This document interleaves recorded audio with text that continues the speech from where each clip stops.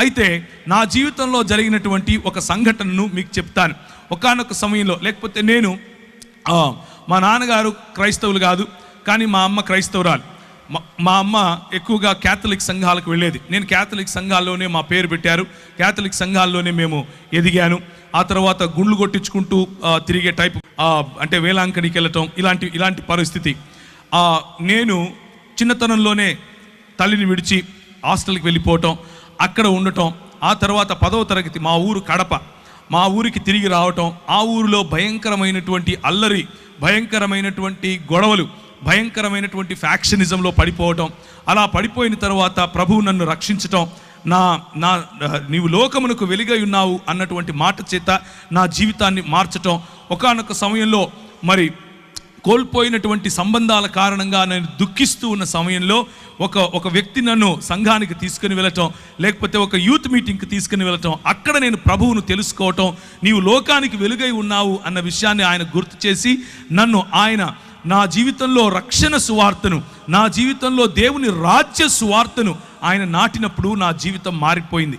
నేను ఈ దేశానికి ఒక కళంకంగా ఉండాల్సింది పోయి, నేను నాకున్నటువంటి దూకుడు స్వభావం కారణంగా నా దేశానికి, నా కుటుంబానికి, స్వయంగా నా జీవితానికి భయంకరమైనటువంటి ఒక మచ్చగా మిగలాల్సింది పోయి, కనీసం ఇప్పుడు దేశానికి ఏమీ పెద్ద ఉద్ధరించకపోయినప్పటికీ కనీసం నన్ను చూసి నా కుటుంబం కానీ నా దేశం కానీ సిగ్గుపడే అవస్థలో లేకుండా ఉన్నాను. దానికి కారణం ప్రభు అయినటువంటి యేసు క్రీస్తు. అలా నా జీవితాన్ని కొనసాగించే సమయంలో నేను వాడేటటువంటి డ్రగ్స్, నేను తాగేటటువంటి అన్ని లోకంలో ఉన్న ప్రతి గొడవ, లోకంలో ఉన్నటువంటి ప్రతి అలవాటు ఆయన తీసివేశాడు. ఒకానొక సమయంలో నేను ప్రార్థన చేసుకుంటున్నాను. ఒకానొక సమయంలో ఒక రోజంతా గడిపి ప్రభు దగ్గర సమయం గడిపి ఉపవాసంలో ఆయన నుంచి శక్తి పొందుకోవాలి, ఆయన నుంచి పరిచర్యను గురించినటువంటి ఒక దర్శనం పొందాలి, అసలు ప్రభువు నా పట్ల కలిగిన ప్రణాళిక ఏంటి అని ఒకరోజు నేను హైదరాబాద్లో ఉన్నటువంటి నారాయణగూడ బ్యాప్టిస్ట్ చర్చ్కి వెళ్ళాను. ఆ బ్యాప్టిస్ట్ చర్చ్లో ప్రేయర్ టవర్లో కూర్చుని ప్రార్థన చేస్తున్నాను. ప్రార్థన చేస్తున్న సమయంలో విపరీతమైనటువంటి ఒక కాంతి, విపరీతమైనటువంటి ఆ కాంతిని నన్ను ఆవరించటం, నేను తెలియని భాషలలో మాట్లాడటం, యేసుక్రీస్తు ప్రభువు యొక్క ఆవరణ, యేసుక్రీస్తు ప్రభువు యొక్క సన్నిధి, పరిశుద్ధాత్ముని యొక్క కృమరింపు నా జీవితంలో నేను గమనించాను. పరిశుద్ధాత్ముడు నన్ను తాకినప్పుడు, పరిశుద్ధాత్ముడు నా పైన బలంగా వీచినప్పుడు నేను తట్టుకోలేకపోయాను. నా హృదయం పులకించిపోయింది, నా శరీరం పులకించిపోయింది. నేను కళ్ళు మూసుకొని ఉన్నాను. నేను ఒక గొప్ప దర్శనం చూస్తున్నాను. ఇదిగో తెల్లని బట్టలు వేసుకున్నటువంటి చాలామంది నెత్తిన టోపీ పెట్టుకొని పరిగెట్టుకుంటూ వస్తున్నారు.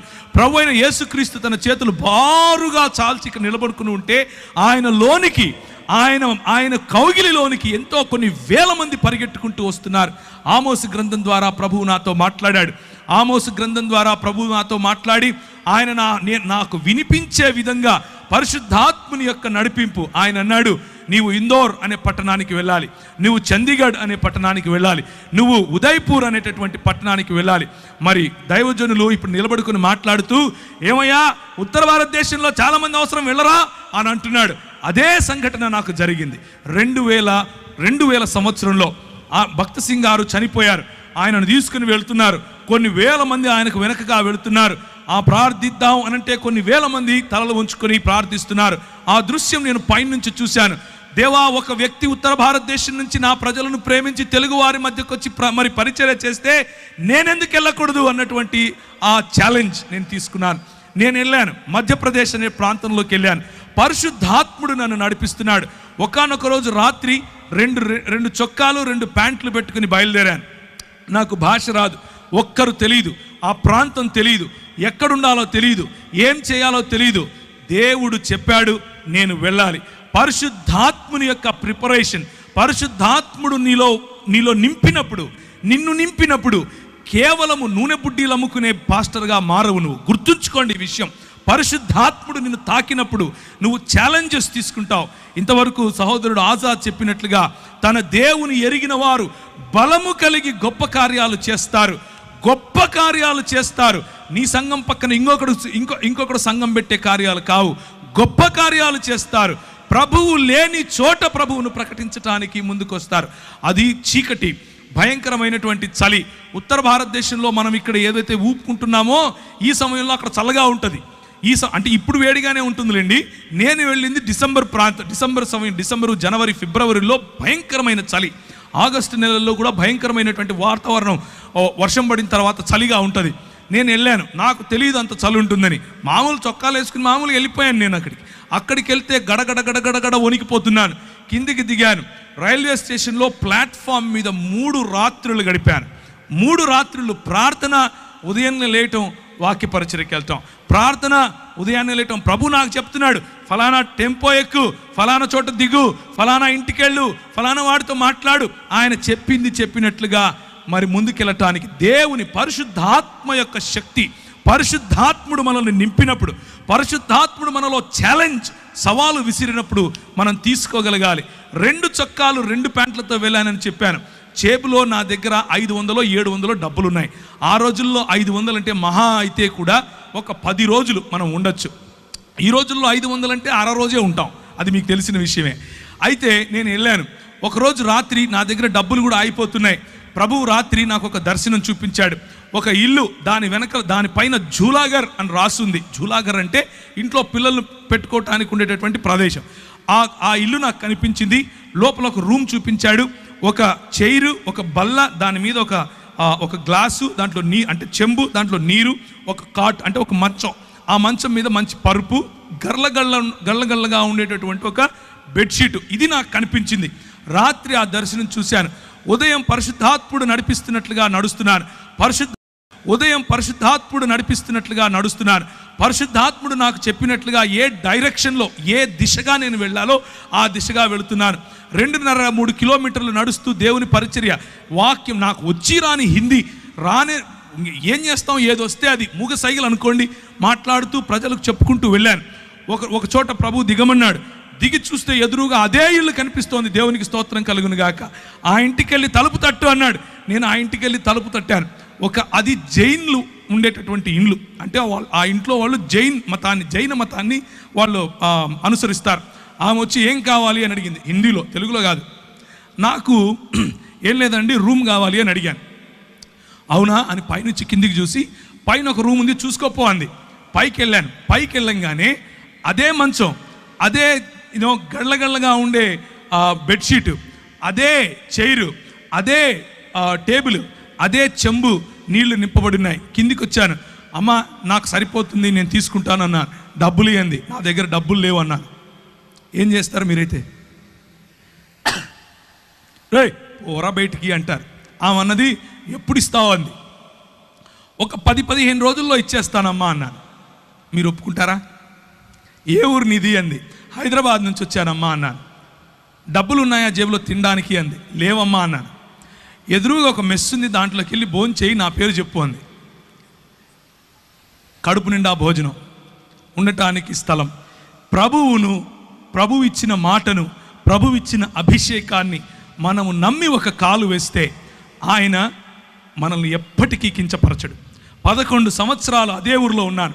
11 సంవత్సరాలు భీలు, బిలాల, కోయ, గోండు ఇలాంటి వాళ్ళు, బారేలా, తెలియని భాషలు, నాకు తెలియని భాషలు, నేను ఎప్పుడూ వినని భాషలు, నాకు హిందీయే రాదనుకుంటే అక్కడ ఎన్నో ట్రైబల్ భాషలు, అన్ని భాషల్లో దేవుని వాక్యం పరిచయం చేశాను. భాషల వరము ప్రభు ఇస్తాడు. దేవునికి స్తోత్రం కలుగును గాక. భాషల వరం ఇస్తాడు. చేతులు వేసి ప్రార్థించినప్పుడు స్వస్థతలు చేస్తాడు. ఇవన్నీ ఎప్పుడు చేస్తాడంటే, ఇక్కడ మగపిల్లలు పుట్టడం కోసం ప్రార్థన చేస్తాను అని మా ఊర్లో ఒక ఆయన బోర్డు పెట్టాడు, హైదరాబాదులో. అట్లా బోర్డు పెట్టుకొని యేసు ప్రభువును అమ్ముకునే పరిచర్య కాదు, యేసు ప్రభువును నమ్ముకునే పరిచర్య. దేవునికి స్తోత్రం కలుగును గాక. యేసు క్రీస్తు రాజ్యమును ప్రకటించే పరిచర్య. నేను వెళ్ళాను. నాకు అప్పుడు కరెక్ట్గా ఇప్పుడు నాకు 21 సంవత్సరం. ఊరు తెలియదు, ఏం తెలీదు. అదే ఊరిలో 11 సంవత్సరాలు. నేను 2011లో తిరిగి హైదరాబాద్కు తిరిగి వచ్చాను. నేను వెళ్ళేటప్పుడు ఎడ్వర్డ్ అన్న నాకు తెలుసు, నేను వచ్చిన తర్వాత ఎడ్వర్డ్ అన్న నాకు తెలుసు. కానీ అక్కడ ఉన్న 11 సంవత్సరాలలో ప్రభువు నన్ను వాడుకున్నటువంటి పద్ధతి, అక్కడ ఉన్న 11 సంవత్సరాల్లో నా చదువును ఆశీర్వదించాడు. నేను MBA ఇన్ ఇంటర్నేషనల్ బిజినెస్ అన్న కోర్స్ చదివాను. చదివిన తర్వాత ఎన్నో దేశాలు నన్ను ప్రభువు తిప్పాడు. తిరిగిన అన్ని దేశాల్లో ప్రభు పరిచర్యలో వాడుకున్నాడు. అంత మాత్రమే కాదు, ఈ చెప్పిన తెగలు, ట్రైబల్ మధ్య ప్రభు వాడుకున్నాడు. అన్నిటికంటే ముఖ్యంగా నాకు చూపించిన దర్శనం, ముస్లిముల మధ్య నీతో వాడుకుంటాను అని చెప్పాడు. ముస్లిముల మధ్య వాడుకున్నాడు. నేను వెళ్ళినప్పుడు 6 మంది, ఒక్క వ్యక్తి ప్రభువుని నమ్ముకోవటానికి 5 ఏళ్ళు పట్టింది. ఆ తర్వాత 6 మంది 6 సంవత్సరాలు నాతో వాగ్వివాదం చేస్తూ వచ్చారు. నువ్వేంది, నువ్వు ఈ కథ ఏంది, నేను చూసుకుంటామన్నారు. ఆర్ఎస్ఎస్ వాళ్ళు, విహెచ్పి వాళ్ళు నాకు ఈమెయిల్ రాసేవాళ్ళు. నువ్వు ఏ మార్గం గుండా వెళ్తున్నావో మాకు తెలుసు, నువ్వు ఎట్లొస్తావో మాకు తెలుసు, నువ్వు ఎప్పుడు ఇంటికి చేరకుండా ఎప్పుడు సస్తావో కూడా నీకు తెలియకుండా చేస్తాం అని అనేవారు. ఇలాంటి పరిస్థితులు. అక్కడ నువ్వు వెళ్ళి సాక్షి జీవితం అనంటే ఏంటి అనంటే, అక్కడ నువ్వు వెళ్ళి క్రైస్తవుడిని అని చెప్పుకుంటే చాలు తన్నుతారు. క్రైస్తవుడిని అని చెప్పుకుంటే చాలు చెప్పుతో కొడతారు. అలాంటి పరిస్థితులు. కానీ స్టెఫెనును ఆశీర్వదించినట్లుగా, స్టెఫెనుకు వాక్ చాతుర్యం ఇచ్చినట్లుగా, స్టెఫెనులో వాక్ ప్రభావం ఇచ్చినట్లుగా, స్టెఫెనును ఏ విధముగా జ్ఞానముతోనూ కృపతోనూ ప్రభువు నింపాడో అలా యవ్వనస్తులను నింపగలడు. మనము ఒక్క విధేయత అన్నటువంటి అడుగు తీస్తే చాలు. నా జీవితం ఆ రోజు పరిశుద్ధాత్ముని యొక్క తాకిడితో మారిపోయింది. పరిశుద్ధాత్ముడు నా జీవితంలో తెలియని అగ్నిని రగిలింపజేశాడు. పరిశుద్ధాత్ముడు నా జీవితంలో ఇచ్చిన ఛాలెంజెస్, నేను వెళుతూ ఉంటే నాకు అన్ని బెడ్స్ ఆఫ్ రోజెస్ అందరూ వచ్చి కాళ్ళ మీద పడిపోయి పైసలు ఇచ్చేసి ఏమో చేశారు అనుకున్నారా? కాదు. అడుగడుగు నా ఛాలెంజెస్, అడుగడుగు నా బలహీనతలు, అడుగడుగు నా తెలియనటువంటి నేను ఎలా చేయాలి ఇప్పుడు అన్నటువంటి పరిస్థితి. కానీ ప్రభువు నమ్మకస్తుడు. ప్రభువు మనల్ని విడిచిపెట్టాడు. పిలిచిన పరిశుద్ధాత్ముడు మనల్ని విడిచిపెట్టాడు. మనల్ని అభిషేకించిన పరిశుద్ధాత్ముడు ఎక్కడెక్కడ నీకు ఏ ఏ పరీక్షలు పెడుతున్నాడో ఆ పరీక్ష ఉత్తీర్ణుడైనటువంటి మరుక్షణం తన ప్రత్యక్షతనిస్తాడు. ఒకానొక రోజు కృంగిపోయాను, భయంకరంగా కృంగిపోయాను. ఏం చేయాలి ప్రభువా? ఎలా నాకు డ్రై లైఫ్, మొత్తం ఎడారి అనుభవం, ఏమీ లేదు, ఖాళీ అయిపోయాను, నేను ఏం చేయాలి ఇప్పుడు అంటూ మోటార్ సైకిల్ నడుపుకుంటూ వస్తున్నాను. ఒక పెద్ద హోర్డింగ్ రాసి ఉంది, అడ్వర్టైజ్మెంట్. అందులో అంటే ఒక న్యూస్ పేపర్ వాళ్ళ అడ్వర్టైజ్మెంట్ అనమాట. అందులో ఉంది ఎక్స్పాండ్ యువర్ హొరైజన్స్ అని ఇంగ్లీష్లో రాశారు. అంటే నీ సరిహద్దులు విశాలపరచుము అన్నటువంటి మాట. ఇది ఎక్కడో విన్నానే అని అనుకున్నాను. న్యూస్ పేపర్ వాడు బైబిల్ చెప్తున్నాడు ఏంటి, అది కూడా మధ్యప్రదేశ్లో, అది కూడా క్రైస్తవులం అంటే ఓ భయంకరమైనటువంటి వివక్ష. అలాంటి చోట ఇంత పెద్ద హోర్డింగ్ ఎవరు పెట్టారు? ఇంటికి వెళ్ళాను. ఇంటికి వెళ్ళి ఎక్కడుంది ఆ వాక్యం అని చూశాను. ఎబ్బేజు చేసిన ప్రార్థనను ప్రభువు చూపించాడు. నా సరిహద్దులను విశాలపరచుము అని ఆయన చేసినటువంటి ప్రార్థన నాలో ఒక అగ్నిని తిరిగి ప్రభు ఇవ్వటానికి ఆ వాక్యం సహాయపడింది. నేను ఎందుకు ఈ మాటలు చెప్తున్నాను అనంటే, పరిశుద్ధాత్ముడు రియల్, పరిశుద్ధాత్ముడు నిజమైనటువంటి దేవుడు. పరిశుద్ధాత్ముడు మనతో మాట్లాడగలడు. పరిశుద్ధాత్ముడు మనల్ని తాకగలడు. పరిశుద్ధాత్ముడు మనకు శక్తినివ్వగలడు.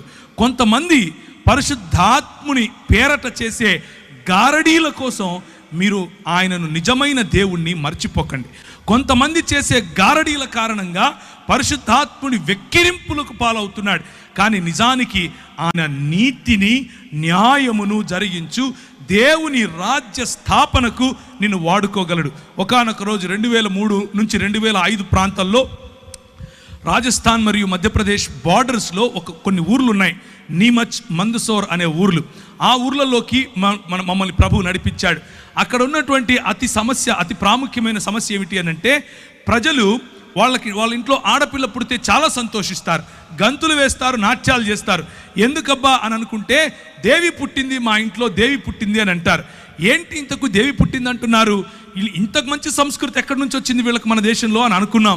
కానీ నిజమేంట్రా అని చూస్తే, ఆ అమ్మాయి 12 ఏళ్ళు వచ్చిన తరువాత, మొట్టమొదటిసారి పుష్పవతి అయిన తరువాత వాళ్ళ సొంత నాన్న, వాళ్ళ సొంత అన్న పోయి వీళ్ళ మధ్యలో పింపులుగా పనిచేసి, అంటే బడవలుగా పనిచేసి ప్రజలను, కస్టమర్లను పట్టుకొస్తారు ఈ అమ్మాయికి. ఇది ఆ సంస్కృతి, ఈ విష సంస్కృతి. ఏంటి ఈ విష సంస్కృతి అని అంటే, నువ్వు ఈ కులంలో పుట్టావు, నీ పనే నీ ఒళ్ళు అమ్ముకోవటం, 12 ఏళ్ళు దాటంగానే నీ ఒళ్ళు అమ్ముకొని తీరాలి అని చెప్పి నేర్పించినటువంటి సంస్కృతి. ఆ సంస్కృతిలో మేము అక్కడ ఉన్నటువంటి గవర్నమెంట్ అధికారుల దగ్గరికి వెళ్ళాం కొంతమందిని కలిసి. అయ్యా, మరి ఇలాంటి బాచడా మరియు బేడియా అనే సమాజాలు ఉన్నాయి, వారి మధ్య వెలుగు లేదు, వారి మధ్య విద్య లేదు, వారి మధ్య పడుపు వృత్తి ఉంది, తెలియనటువంటి రోగాలు, సెక్షువలీ ట్రాన్స్మిటింగ్ డిసీజెస్ ఎన్నో వస్తున్నాయి, ఎలా చెయ్యాలయ్యా అని అంటే ఆయన అంటాడు, అది వారి కర్మ. ఏంటది? కర్మ. నీకెందుకయ్యా?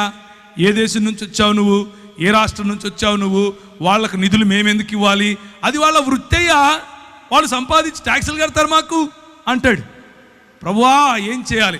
పరిశుద్ధాత్ముని శక్తి, పరిశుద్ధాత్ముని బలం ప్రభుత్వాలతో కూడా మాట్లాడటానికి మనకు శక్తినిస్తుంది. ఆ 2003లో చూసినటువంటి ఆ సన్నివేశం మా మనసులో నిండిపోయింది. మేమందరం కలిసి ఒక ప్రణాళిక తీసుకొని వచ్చాం. ఈరోజు 2019కి వేలకు పైగా ఆ బాంచడా సమాజానికి చెందిన వారు, చదువుకున్న వారు ఉన్నారు. వేలకు పైగా పడుపు వృత్తిని వదిలేసిన వారు. వారి మధ్యలో స్కూళ్ళు స్థాపించాం, వారి మధ్యలో ఆలయాలు స్థాపించాం, వారికి పరిశుద్ధాత్మ దేవుణ్ణి పరిచయం చేశాం. పరిశుద్ధాత్మ దేవుడు కొంతమందికి అయితే వారిలో ఉన్న భయంకరమైన రోగాలు, నువ్వు సస్తావు, నువ్వు బ్రతకవు అని డాక్టర్లు చెప్తే చెయ్యి వేసి ప్రార్థన చేస్తే ప్రభు వారిని లేపాడు. స్త్రీలు, చిన్నపిల్లలు వెళ్ళి ప్రార్థన చేస్తే వారికి స్వస్థత. ఇలాంటివి ఎన్నో కార్యాలు పరిశుద్ధాత్మ దేవుడు బోర్డు పెట్టుకొని అమ్ముకోవాల్సిన అవసరత లేకుండా చేయగలిగినటువంటి గొప్ప దేవుడు పరిశుద్ధాత్మ దేవుడు.